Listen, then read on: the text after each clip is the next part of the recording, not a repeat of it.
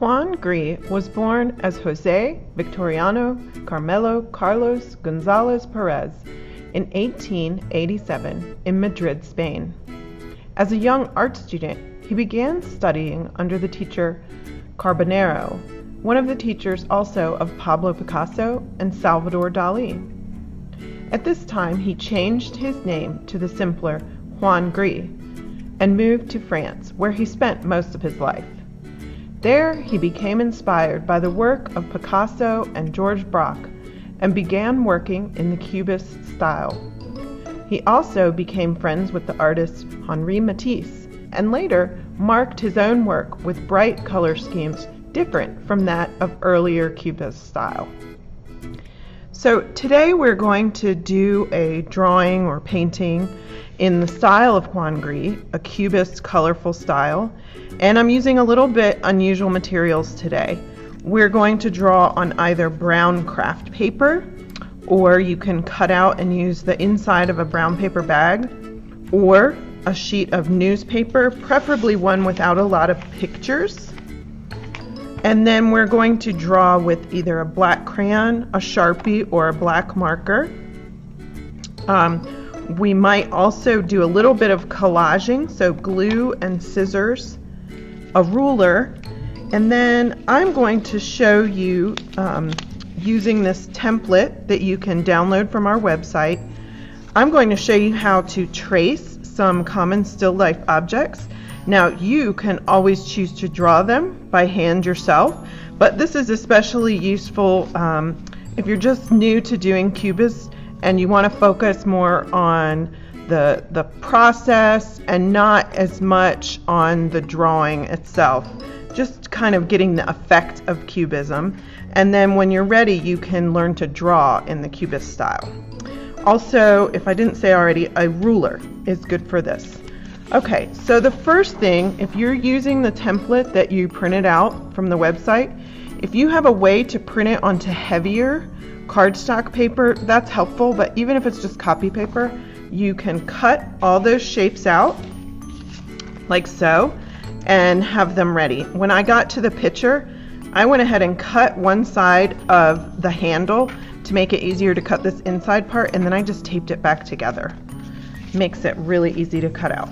So I'm going to do my artwork on this piece of newspaper today, and I'll just have it horizontal because that's what my camera likes to look at, but you can choose whatever you want. You can use regular paper, brown kraft paper, newsprint, it's up to you. So I'm going to start with my still life objects and pretend that these are arranged on a table in a way that kind of makes sense to your eye. Maybe like so. And then I'm going to start tracing each shape one by one. And after I trace them in the normal arrangement, I might also trace them again at kind of a tilted angle. Or what I might do is pretend I can look down in this bowl, and I might find a circle tracer to draw the circle representing the top of the bowl or the top of a glass, that sort of thing. So you might see me do some tracing of the circles as well. Okay, so first, let me trace these objects. And I think I'll use a Sharpie today, but a black crayon really works well for this.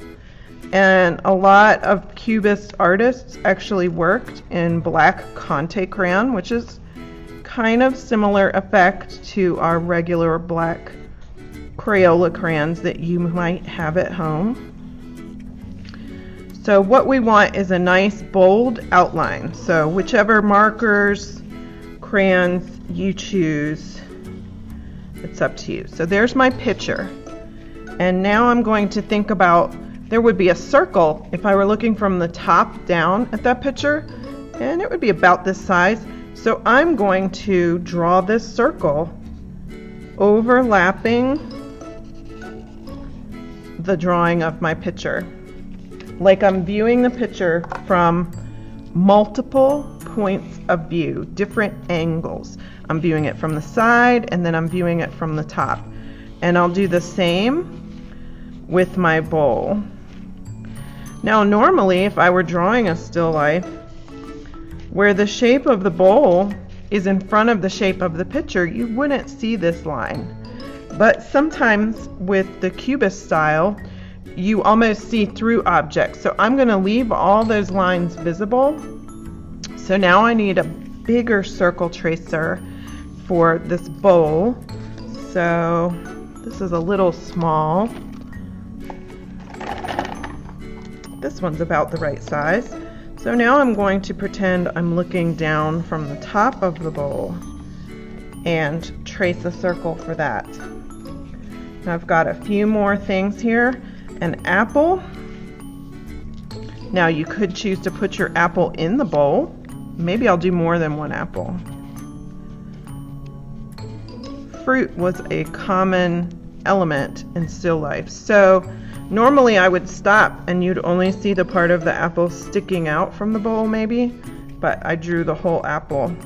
And now I'll make another apple over here. I flipped this one over just so the apple doesn't look precisely the same in both spots. And then I've got a tall water glass. I think I'll do that here.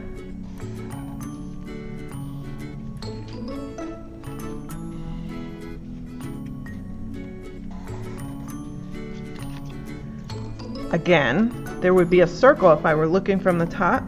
So I'm going to put a small circle here near the top of my water glass.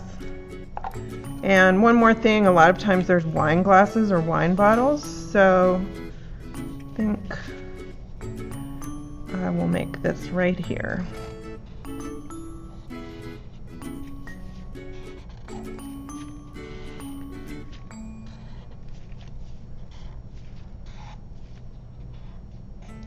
And you guessed it, you would see a circle if you looked at the wine glass from the top. So I'm going to trace a circle at the top of my wine glass, and I think I'll do another one at the base of my wine glass because you might see the circular base if you're looking from the top. And I think we're good. Now I might also draw either using a ruler or just using freehand. I might draw the back end where the table meets the wall behind my still life, like so.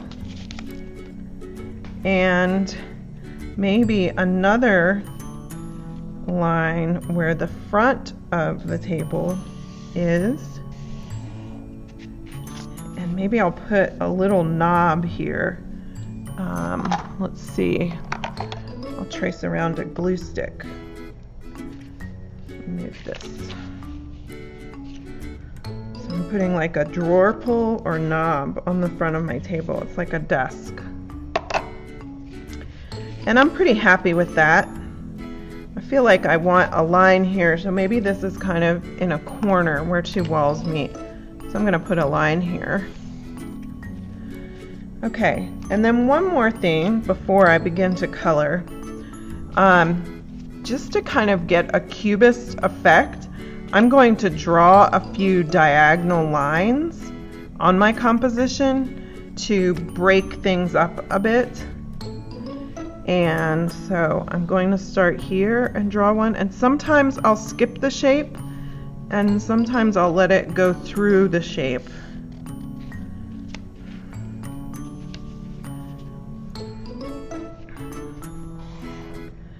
So I'm just making some kind of random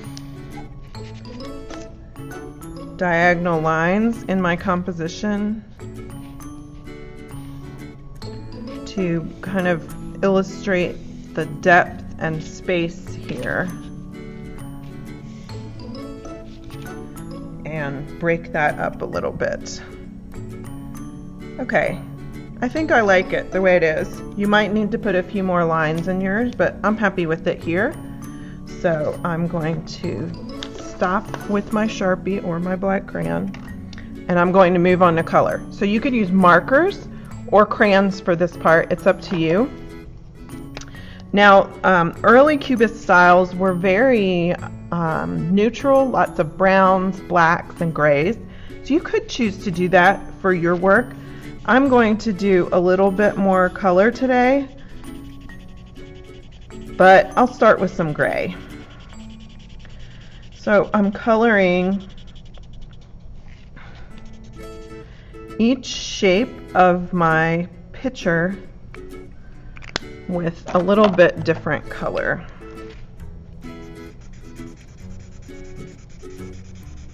To really highlight all the different shapes I've made.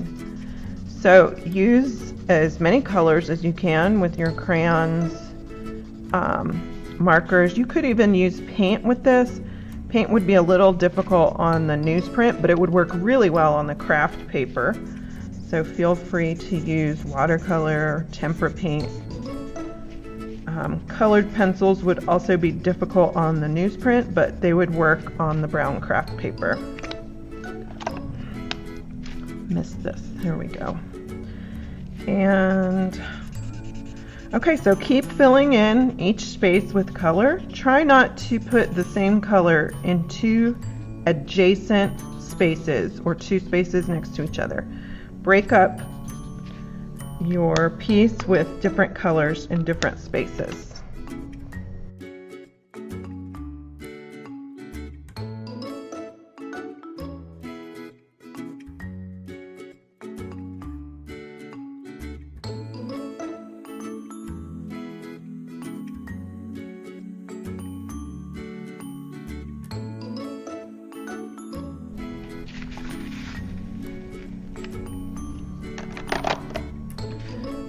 So I'm going to go ahead and leave certain sections of my composition not colored in, just the newsprint showing. I think it looks kind of cool that way. I will do this one area here real quick. Okay, I like that. What you might also choose to do would be to tear or cut the edges of your paper. And I was thinking how much I like this with the background of the craft paper. So I'm going to tear it and glue it onto the craft paper, almost like a frame. And I'll show you a photo of that in a minute after I've cut that out. But you get the idea here of drawing things from multiple points of view and breaking up the different planes with different colors and diagonal lines. It definitely has that cubist feel of a Picasso, Juan Gris, or Georges Braque. This is a little bit more colorful than Picasso or Braque usually use, and that was kind of one of the main differences with Juan Gris' work. But I hope you've enjoyed this lesson, and we'll see you again next time here at BRAHM.